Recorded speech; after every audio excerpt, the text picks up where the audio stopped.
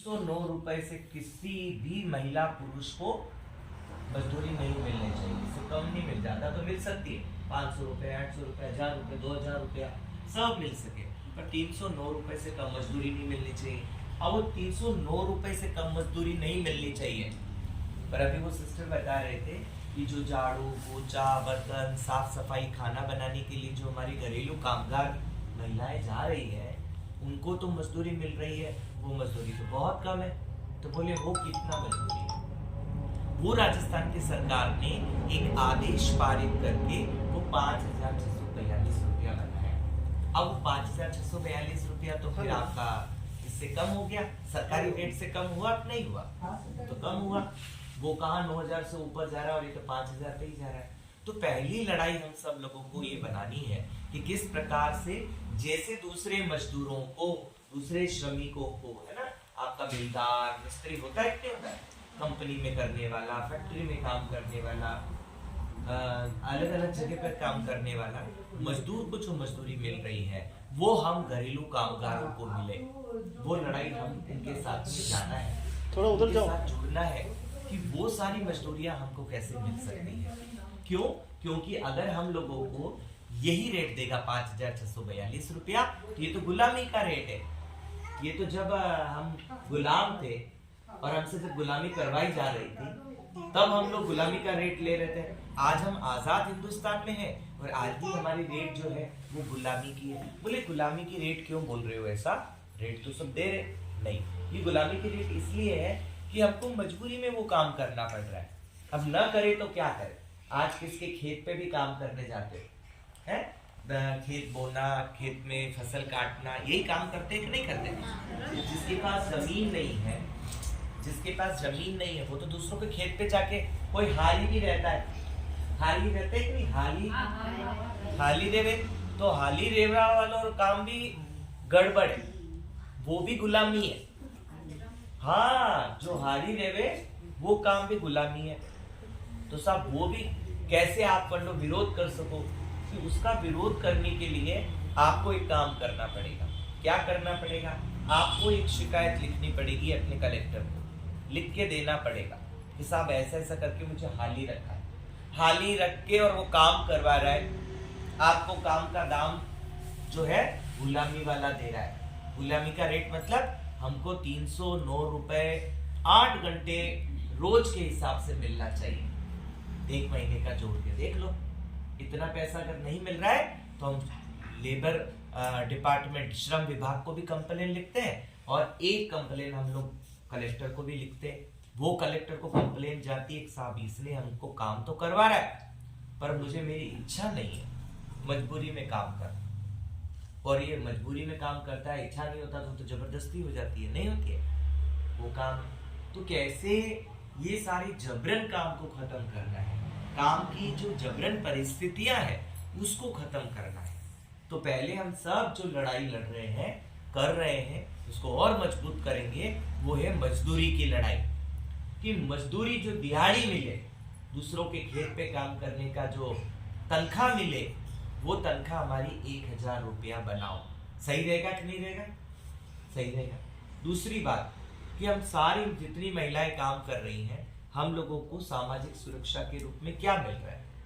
हमारी पेंशन की दर, पेंशन को अलग अलग रूपों में देखा जाता है। कोई विकलांग व्यक्ति है उनको पेंशन मिलनी चाहिए, गर्भवती महिलाएं जो खेतों में काम करने जा रहे हैं, क्योंकि अभी बहुत सारी महिलाएं इधर खेत में काम करने नहीं जाती है ना, दूसरों के खेत पे।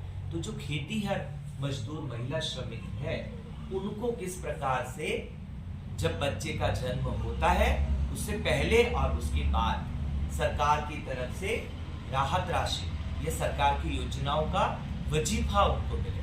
अभी प्रधानमंत्री मातृत्व वंदना योजना, वो योजना आपको सीधा ही 5,000 रुपए दे रही है कि बच्चे का जन्म होते ही आपको 5,000 रुपया मिलेगा।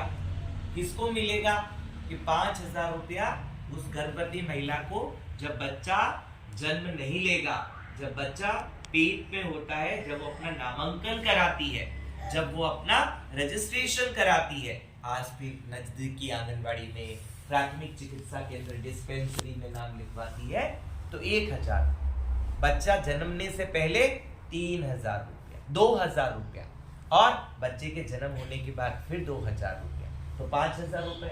अब ये इधर मिल रहे कि नहीं मिल रहे? आपके आंगनवाड़ी में मिलता है क्या? देखो, तो सब एक दूसरे से पूछ रही है, बच्चे तो हुए सबके, पर इसका मतलब नहीं मिलता है। आले क्यों नहीं? तो आले क्यों नहीं? क्योंकि सुनो, आले क्यों नहीं? वो इसलिए नहीं आलते क्योंकि आप लोग उस योजना के बारे में जानते ही नहीं, आप उसको मांग ही नहीं करते। मांग करोगे तभी वो देगा, हालांकि होना तो ये चाहिए कि बिन मांगे मिले, सरकार की जिम्मेदारी। पर यहाँ उल्टी गंगा बह रही है। ऐसे ही हमारी और योजनाएं भी है, प्रधानमंत्री है आवास योजना। तो अभी मैं देखा उधर एक झोपड़ी कच्ची है, भाई उसको भी घर दे दो प्रधानमंत्री साहब। उसको कच्ची झोपड़ी क्यों है? सबका पक्का मकान होना था। उन्होंने कहा था कि सब लोगों को घर देना है। इधर किधर क्या घर? तो हम सब मजदूरों के घर, घरेलू कामगारों के घर, चाहे वो खेती है महिला मजदूरों के घर, चाहे वो कोई निर्माण मजदूर है, कमठाने वाले मजदूर के घर, सब जितने तरीके के मजदूर है सबको घर दो। सही है कि नहीं रहेगा? तो दूसरी लड़ाई हमारी घर के लिए भी चाहिए। किसी को मिला क्या आप लोगों में से? वो इंदिरा आवास, पीएम आवास का जो है सब 1,20,000 वही मिलते हैं इनको। देखिए अब क्या उसमें चड्डी वो ऊपर से वो डालना पड़ता है। अब क्या ग्रीन सेट पहले तो पत्रे डलवा देते हैं, अब तो पत्रे वाला भी उसके अंदर वो डालो, पट्टियां डालो। पट्टियां तो महंगी है, पट्टियां महंगी पड़ रही है। अब क्या पट्टियां डालो। ये भी एक बड़ा चुनौती है कि जो अभी चल रहा है कि 1,20,000 रुपए, और उसमें बाथरूम 1,20,000 रुपए से तो घर नहीं बन रहा। बाथरूम में नहीं बनता है। टोटल 1,20,000।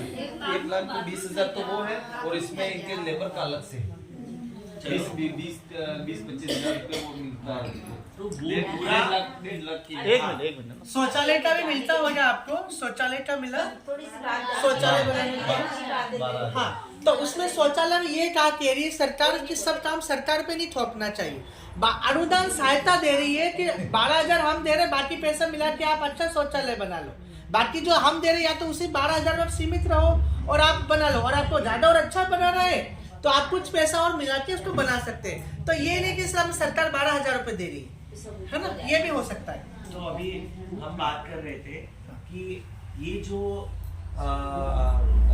1,20,000 रुपए की राशि है, ये 1,20,000 लेबर की राशि लेबर की अलग पूरी से नहीं है, और लेबर की अलग से जो राशि है वो इनके खाते में इनके लेबर जो